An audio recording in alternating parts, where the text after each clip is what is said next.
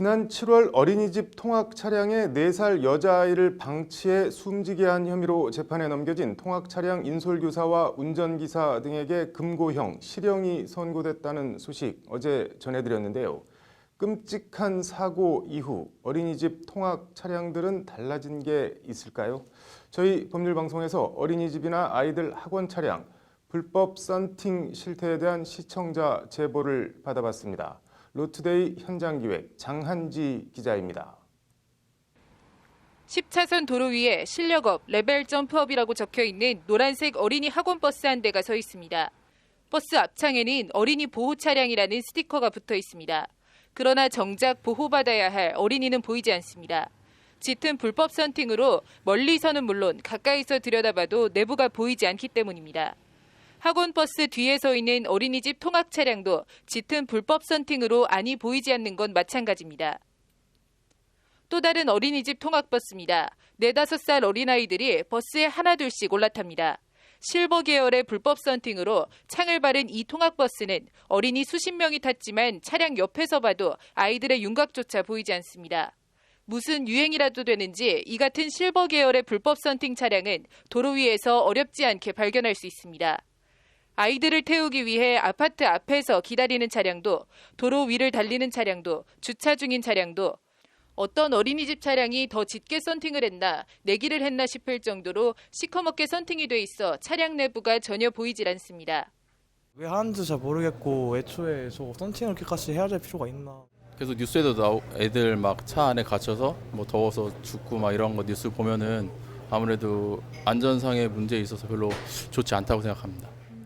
실제 지난 2014년 교육부가 어린이집 통학 차량 썬팅 실태를 전수조사한 결과 전체 67,363대 가운데 측면 유리를 과도하게 썬팅한 차량이 전체의 61.5%나 됐습니다. 어린이집 차량 10대 가운데 6대는 불법 썬팅 차량이라는 얘기입니다. 어린이 통학차 같은 그런 차량에 대해서는 그 법 개정을 통해서 규제를 강화하고 여기에 대한 처벌도 강화하는 부분으로 이렇게 접근을 해야 됩니다. 이런 어린이집 차량 불법 썬팅은 단순히 불법 썬팅으로 끝나는 게 아니라 각종 어린이 안전사고로 이어진다는데 문제의 심각성이 있습니다. 지난 7월 경기도 동두천의 한 어린이집 통학 차량에 4살 여자아이가 7시간 넘게 방치돼 열사병으로 숨진 사고가 대표적입니다. 인솔교사와 담임교사, 운전기사, 원장 등 어린이집 누구도 아이가 펄펄 끓는 차에 죽어가고 있는 걸 몰랐습니다. 실제 2년 전 경기도 광주 어린이집 사망사고의 경우 운전기사가 세차를 하면서도 짙은 썬팅으로 차량 내부를 보지 못했다고 진술한 것으로 확인됐습니다. 썬팅에 대한 정도가 일반 자가용보다도 훨씬 더 얇게 해줘야 되고요. 밝게 해줘야 된다는 거죠. 왜냐면은 성인들이 바깥에서 확인하거나 관리를 안 해주게 되면 사고가 발생할 수가 있기 때문에. 이 때문에 청와대 국민청원 게시판에는 어린이 보호 차량 불법 썬팅을 규제해달라는 목소리가 끊임없이 올라오고 있지만 정작 어린이집을 관할하는 보건복지부는 소 닭 보듯 남일 얘기하듯 합니다. 저희 복지부에서는 썬팅 관련해가지고 실태조사를 한다고 나간 게 없거든요. 아니, 저희는 전혀 그 어린이집 통학 차량에 뭐 썬팅 관련 실태조사를 한다거나 뭐 그렇게 계획 나간 게 없습니다. 그건 저희 쪽이 아니라 그거는 그 도로교통법상이나 아니면 자동차 규칙에 관련 거라서 경찰청 아니면 관심이나 성의가 없어 보이긴 경찰도 마찬가지입니다. 어린이 통학 차량 불법 썬팅을 떼고 싶으면 하나하나 알아서 신고하라는 식입니다.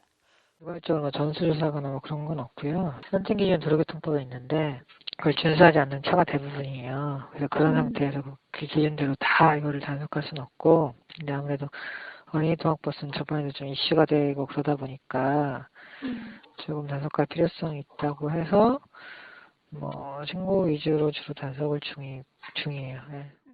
5년 전 어린이집 불법 썬팅 차량 전수 실태 조사를 하고도 이렇다 할 조치를 취하지 않은 교육부도 손을 놓고 있기는 마찬가지입니다. 우리가 작년에 썬팅 요 자료는 제가 조사하지 않았어요. 왜 없죠? 그게 법은 있지만 규제도 단속도 제거도 없는 어린이 보호 차량 불법 썬팅. 보호라는 말이 무색하게 아이들은 오늘도 차에 탔는지 아니 보이지도 않는 차량 속으로 사라지고 있습니다. 어린이집이나 유치원, 학원 같은 아이들 타는 차량만이라도 우선 불법 썬팅 필름을 제거하는 게 그렇게 어려운 일일까요? 자동차 정기 검사나 어린이집 점검 나갔을 때 떼는 게 정말 그렇게 힘든 일일까요? 의지도 관심도 없는 정부 당국의 방관과 직무유기 속에 오늘도 안이 보이지 않는 불법 썬팅 차량은 아이들을 실어 나르고 있습니다. 법률방송 장한지입니다.